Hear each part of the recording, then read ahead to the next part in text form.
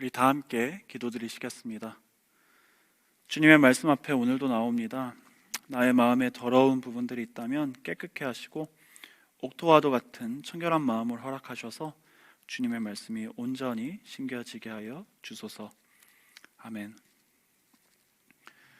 예수님께서는 새로운 제자의 시대를 우리에게 열어주셨습니다. 성도 여러분, 오늘 말씀을 묵상하시며 주님의 뜻을 잘 받으셨나요? 저도 개인적으로 묵상을 하며 주님께 받은 메시지가 있어서 여러분들과 나누어 보려고 합니다.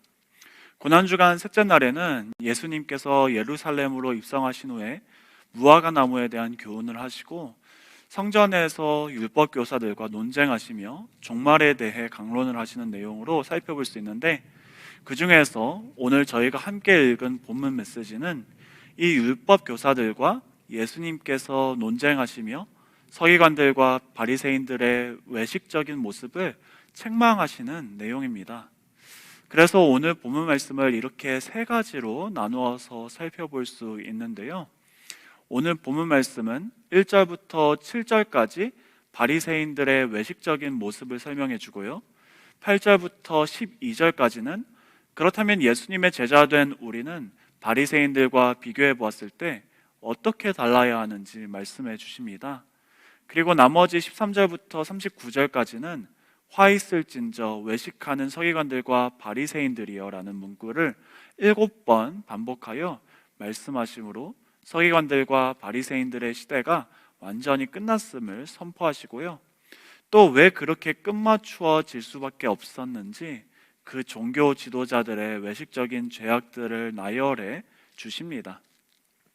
그래서 저는 오늘 이 본문 말씀을 묵상해 보면서 가장 예수님께서 우리에게 주시고자 하셨던 직설적인 포인트가 8절부터 12절까지의 내용임을 깨닫게 되었습니다.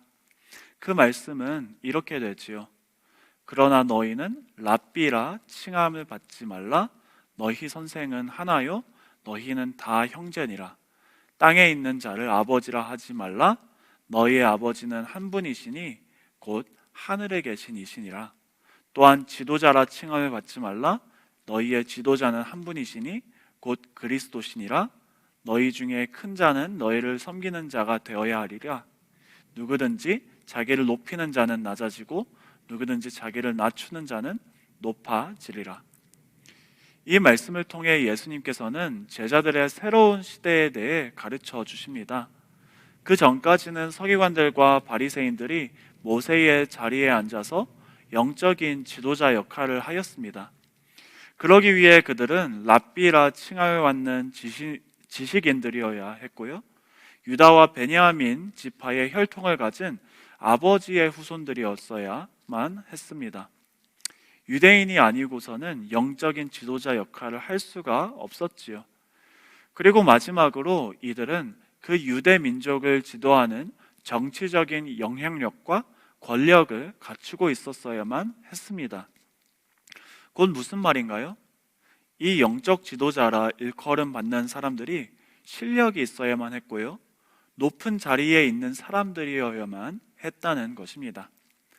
그뿐만이 아니라 그때 당시 유다 민족을 다스리던 영적 지도자들, 콧앤콧 영적 지도자들은 이러한 지식과 영향력의 실력과 높은 직위를 갖추기 원하던 사람들이었음을 5절부터 7절까지 말씀에 이야기해 주십니다. 오늘날 우리도 이렇게 높은 자리를 탐하고 있지는 않나요? 남들보다 조금만 더 지식이 있으면, 조금만 더 부모님 빽이 있으면, 조금만 더 남들을 지도할 수 있는 영향력이 있으면 편하게 살고 사람들에게 존경받으며 지낼 수 있겠다 유혹에 들지 않나요? 이러한 바리새인적인 사고방식에 대해 예수님께서는 11절, 12절에 이렇게 말씀하십니다. 너희 중에 큰 자는 너희를 섬기는 자가 되어야 하리라. 누구든지 자기를 높이는 자는 낮아지고 누구든지 자기를 낮추는 자는 높아지리라. 그런데 사실 오늘 본문 말씀은 이러한 비도덕적인 높아지고자 하는 교만함에 대한 반박으로만 쓰여진 것이 아닙니다. 이 말씀을 우리는 더 깊숙이 묵상해 볼 필요가 있습니다. 이 말씀을 통해 예수님께서는 한 시대가 끝이 나고 새로운 시대가 시작되고 열렸음을 선언하십니다. 에스라 느헤미야 시대 때부터 예수님이 오실 때까지 영적인 주도권을 잡고 있던 종교 지도자들은 바로 이 서기관들과 바리새인들이었습니다.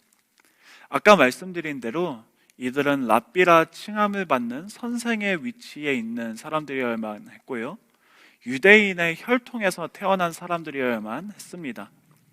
아버지가 유대인이었어야만 했던 것이지요. 그리고 마지막으로 이들에게는 유대 민족을 영적으로 지도할 권한이 있었습니다. 하지만 예수님의 제자된 우리에게 예수님께서 새로 열어주신 시대는 어떤 모습이었나요? 첫째로 수직적인 관계가 수평적인 관계가 되는 모습이었습니다. 8절 말씀에 너희 선생은 하나요? 너희는 다 형제니라 라고 나와 있지요. 전에는 무조건적으로 그때 당시 인정받던 선생에게 가르침을 받아야 했고, 그랬을 때 자신도 사람들에게 인정받는 랍비의 직위를 받게 되었습니다. 좋은 학벌과 특별한 선생이 필요했지요. 하지만 예수님이 열어주신 새로운 시대는 모든 사람을 하나님께서 직접 가르쳐 주시는 시대가 되었습니다. 학벌이 좋던 나쁘던, 똑똑하던 무식하던 구분 없이 하나님께서 모든 사람들에게 동일한 선생이 되어주신 것입니다. 그래서 더 이상은 우리가 서로를 바라볼 때 우월 의식을 가질 필요가 없게 되었지요. 모두가 다 같은 선생을 둔 형제 자매이기 때문입니다. 모두가 다 하나님께 가르침을 받는 학교 동기들, 클래스메이트들이 된 것이지요. 두 번째로는 우리의 아버지가 같아지는 모습입니다. 전에는 유대인 아버지를 둔 사람에게만 하나님께서 주신 말씀을 공부하고 가르치고 또 이웃을 영적으로 지도할 권한이 있었습니다. 하지만 주님께서 우리에게 새로 열어주신 시대에는 아버지가 어떻든 간에 아버지가 사마리아인이든 이방인이든 유대인이든 한국인이든 캐네디언이든 상관없이 하나님의 말씀과 진리를 배우고 알 수 있게 되었습니다. 왜냐하면 이제 더 이상 우리의 아버지는 유대인이나 이방인이 아닌 하늘에 계신 하나님 되시기 때문입니다. 그래서 9절 말씀에 땅에 있는 자를 아버지라 하지 말라, 너희의 아버지는 한 분이시니 곧 하늘에 계신 이시니라 말씀하시죠. 마지막 세 번째로 예수님이 제자된 우리에게 새로 열어주신 시대는 바로 예수님께 직접 인도받는 시대입니다.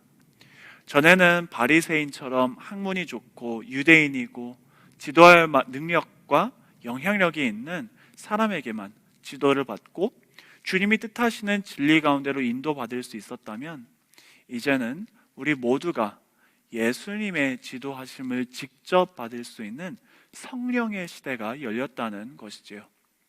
그래서 10절 말씀에 너희의 지도자는 한 분이시니 곧 그리스도시니라 말씀하십니다. 이제는 각 사람이 다 예수님의 직접적인 지도를 받게 되는 시대가 열렸다는 이야기입니다. 우리 안에 내주하시는 성령님으로 말미암아, 말씀으로 말미암아 말이지요.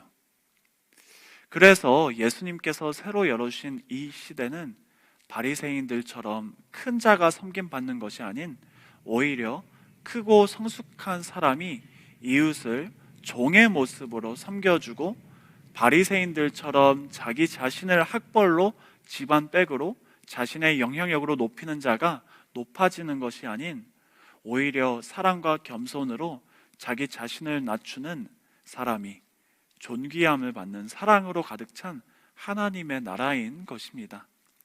우리 모두가 다 동일한 선생을, 아버지를, 지도자를 두게 되므로 수직적이었던 관계가 수평적으로 평등하여지고 서로가 형제 자매가 되어 사랑하게 되는 새로운 시대를 열어주신 것입니다. 이러한 새로운 시대를 예수님께서는 어떻게 열어주셨나요? 이번 고난주간을 통해 묵상하게 되는 예수님의 십자가 희생으로 열어주셨습니다. 우리를 위해 피 흘려 죽으심으로 하나님께서 우리의 직접적인 선생과 아버지와 지도자가 되어 주셨습니다. 그래서 우리는 더 이상 남들의 선생과 아버지와 지도자가 아니고 다 동일하게 하나님께 가르침 받는 하나님의 자녀되는, 또한 하나님께 이끌림 받는 사랑하는 형제 자매들인 것입니다. 우리를 위해 피 흘려 죽으신 예수님께서 우리에게 열어주신 새로운 시대는 오늘 11절과 11절 말씀처럼 비록 큰 자 되셨으나 우리를 섬겨주시고 십자가에서 낮아지심으로 부활과 승천에 높임 받으신 하나님의 사랑의 시대인 것입니다. 그 사랑을 본받아 우리도 서로 섬기며 우리 자신을 낮추어 하나님께서 높여주시는 은혜를 누리는 큰빛교회가 되기를 간절히 소망합니다.